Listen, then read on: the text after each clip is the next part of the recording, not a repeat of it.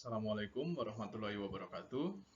Perkenalkan, nama saya Rijam Atsani, NIM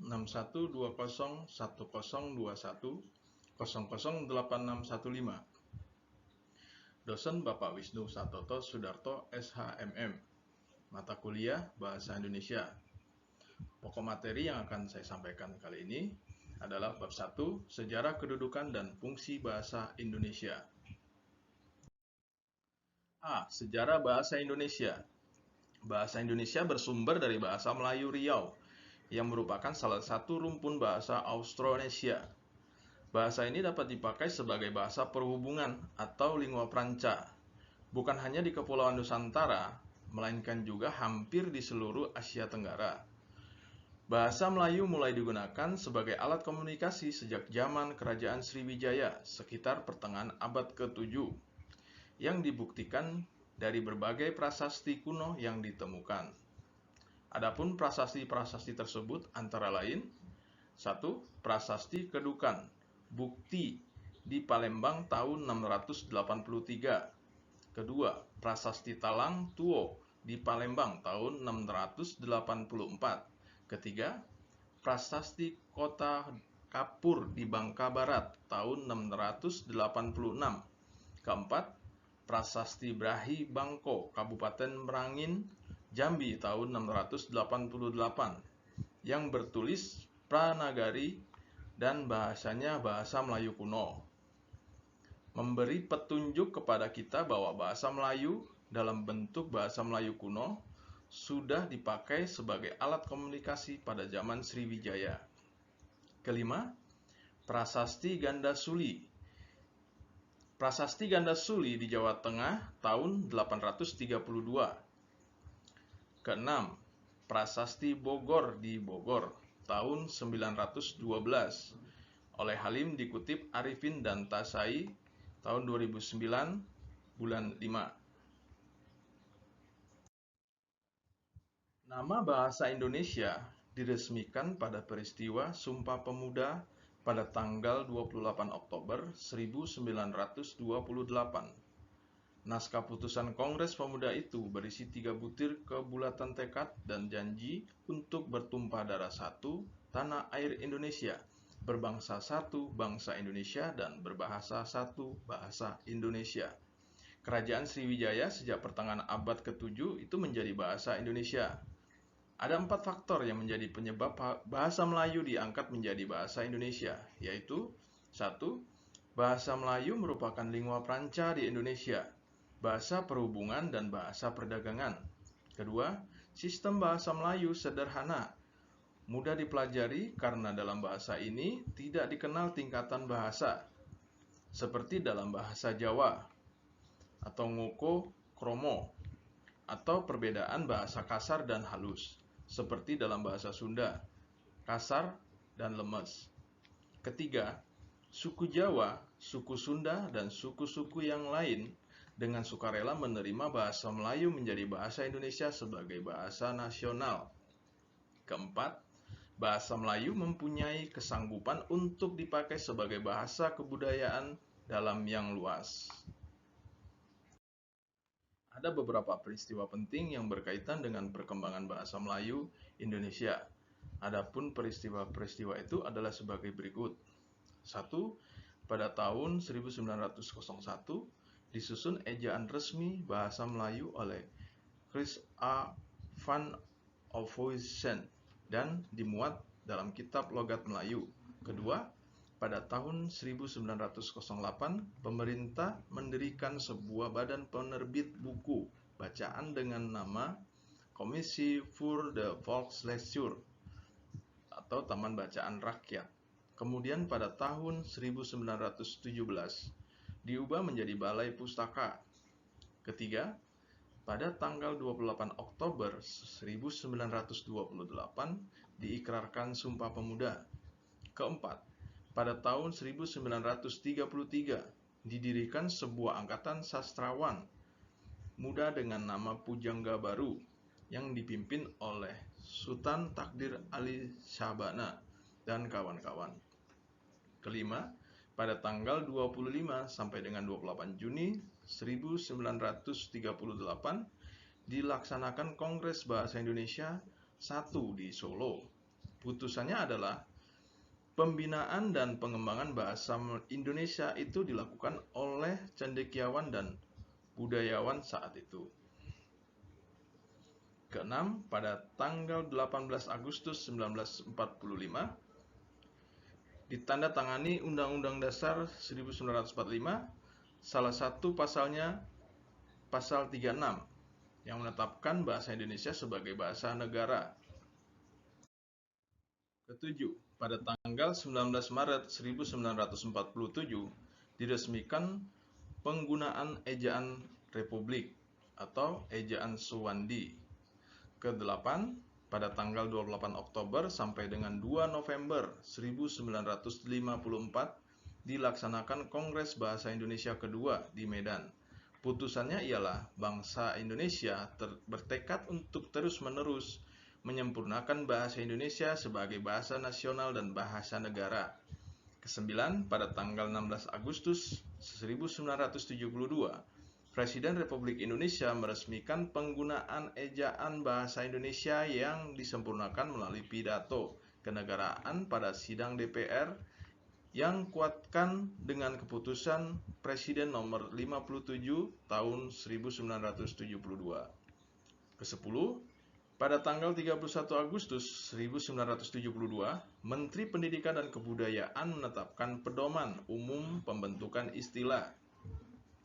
Ke-11, pada tanggal 28 Oktober sampai dengan 2 November 1978 diselenggarakan Kongres Bahasa Indonesia ketiga di Jakarta. Putusannya tentang pemantapan kedudukan dan fungsi bahasa Indonesia. Ke-12, pada tanggal 21 sampai dengan 26 November 1983 diselenggarakan Kongres Bahasa Indonesia keempat di Jakarta. Putusannya adalah pembinaan dan pengembangan bahasa Indonesia harus lebih ditingkatkan sehingga amanat yang tercantum di dalam garis-garis besar haluan negara yang mewajibkan kepada semua warga negara Indonesia untuk menggunakan bahasa Indonesia dengan baik dan benar tercapai semaksimal mungkin. Ke-13, pada tanggal 9 September 1987 dikeluarkan Surat Keputusan Menteri Pendidikan dan Kebudayaan nomor 054A/U/1987 tentang ejaan yang disempurnakan.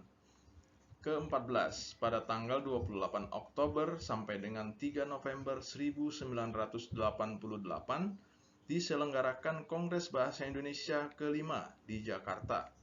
Kongres ini ditandai dengan dipersembahkannya karya besar Pusat Pembinaan dan Pengembangan Bahasa kepada pencinta bahasa di Nusantara berupa 1. Kamus Besar Bahasa Indonesia dan 2. Tata Bahasa Baku Bahasa Indonesia. Ke-15, pada tanggal 28 Oktober sampai dengan 2 November 1993 diselenggarakan Kongres Bahasa Indonesia yang ke-6 di Jakarta. Kongres ini mengusulkan agar Pusat Pembinaan dan Pengembangan Bahasa Indonesia ditingkatkan statusnya menjadi Lembaga Bahasa Indonesia, serta mengusulkan disusunnya Undang-Undang Bahasa Indonesia. 16. Pada tanggal 26 sampai dengan 30 Oktober 1998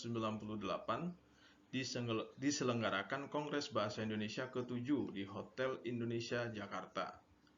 Kongres ini mengusulkan dibentuknya Badan Pertimbangan Bahasa. 17. Pada tanggal 14 sampai dengan 17 Oktober 2003 diselenggarakan Kongres Bahasa Indonesia ke-8 di Jakarta. 18. Pada tanggal 28 Oktober sampai dengan 1 November 2008 diselenggarakan Kongres Bahasa Indonesia ke-9 di Jakarta. 19. Pada tanggal 31 Juli 2009 disahkannya Permendiknas nomor 46 tentang ejaan yang disempurnakan. 20. pada tanggal 28 sampai dengan 31 Oktober 2013 diselenggarakannya Kongres Bahasa Indonesia ke-10 di Hotel Grand Sahid Jakarta. 21. Pada tanggal 26 November tahun 2015 ditetapkannya Permendikbud nomor 50 tentang Pedoman Umum Ejaan Bahasa Indonesia atau PUEBI. B. Kedudukan dan fungsi bahasa Indonesia. Ada dua macam kedudukan bahasa Indonesia. Pertama, bahasa Indonesia berkedudukan sebagai bahasa nasional berdasarkan Sumpah Pemuda 28 Oktober 1928. Kedua, bahasa Indonesia berkedudukan sebagai bahasa negara sesuai dengan Undang-Undang Dasar tahun 1945 pasal 36 yang menetapkan bahasa Indonesia sebagai bahasa negara oleh Arifin dan Tasyai tahun 2019 bulan 12 sampai dengan 15. Rahayu tahun 2007 18 sampai dengan 20. Dalam kedudukannya sebagai bahasa nasional, bahasa Indonesia berfungsi sebagai satu, lambang kebanggaan kebangsaan. Kedua, lambang identitas nasional. Ketiga, alat perhubungan antar warga, antar daerah, dan antar budaya. Dan empat, alat yang memungkinkan penyatuan berbagai suku bangsa dengan latar belakang sosial, budaya, dan bahasa yang berbeda-beda ke dalam kesatuan kebangsaan Indonesia. Dalam kedudukannya sebagai bahasa negara, bahasa Indonesia berfungsi sebagai satu, bahasa resmi kenegaraan, dua, bahasa pengantar di dalam dunia pendidikan, ketiga, alat perhubungan pada tingkat nasional untuk kepentingan perencanaan dan pelaksanaan pembangunan, keempat, alat pengembangan kebudayaan, ilmu pengetahuan, dan teknologi. C. Bahasa Indonesia sebagai bahasa persatuan. Bahasa Indonesia dikukuhkan sebagai bahasa persatuan sejak peristiwa Sumpah Pemuda tanggal 28 Oktober tahun 1928. Dengan bahasa Indonesia, rasa kesatuan dan persatuan bangsa yang terdiri dari berbagai etnis menjadi terintegrasi. Kehadiran bahasa Indonesia di tengah-tengah berbagai bahasa daerah tidak menimbulkan sentimen negatif bagi etnis yang menggunakannya.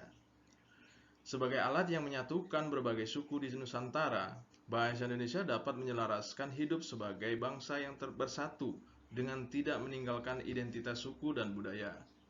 Dengan bahasa Indonesia, juga diharapkan semua etnis dapat saling berhubungan tanpa menimbulkan kesalahpahaman di antara mereka. D. Bahasa Indonesia sebagai bahasa negara. Salah satu kedudukan bahasa Indonesia adalah sebagai bahasa negara. Hal ini tertuang dalam Undang-Undang Dasar tahun 1945, Bab 15, Pasal 36 yang berbunyi, bahasa negara adalah bahasa Indonesia. Dalam kedudukannya sebagai bahasa negara, bahasa Indonesia digunakan dalam segala aktivitas kenegaraan, seperti upacara, peristiwa kenegaraan, dokumen-dokumen, undang-undang, peraturan pemerintah, dan sebagainya. Pemerintah juga mengatur tentang bahasa Indonesia dalam Undang-Undang Nomor 24 Tahun 2009 tentang bendera, bahasa, dan lambang negara, serta lagu kebangsaan.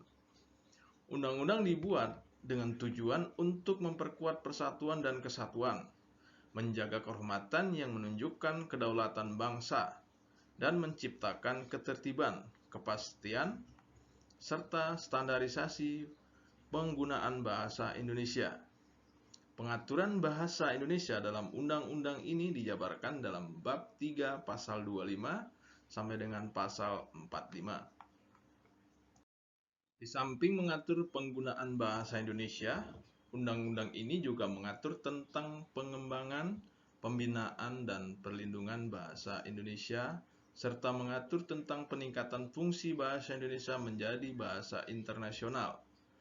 Bahasa Indonesia sebagai bahasa resmi negara mempunyai fungsi sebagai bahasa resmi kenegaraan, pengantar pendidikan, komunikasi tingkat nasional, pengembangan kebudayaan nasional, transaksi dan dokumentasi niaga, serta sarana pengembangan dan pemanfaatan ilmu pengetahuan, teknologi, seni, dan bahasa media massa.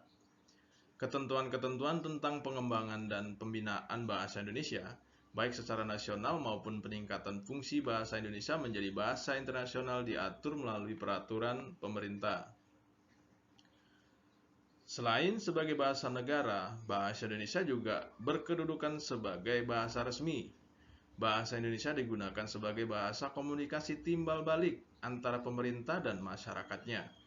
Bahasa Indonesia juga dijadikan sebagai alat perhubungan formal pemerintahan dan kegiatan formal lainnya, seperti surat menyurat, lokakarya, seminar pemerintahan, dan lain-lain. Bahasa Indonesia sebagai bahasa ilmu pengetahuan, teknologi, dan seni. Sejalan dengan perkembangan zaman, bahasa Indonesia dapat pula dijadikan sebagai bahasa ilmu. Artinya, bahasa Indonesia berfungsi sebagai bahasa pendukung ilmu pengetahuan dan teknologi atau IPTEK untuk kepentingan pembangunan nasional.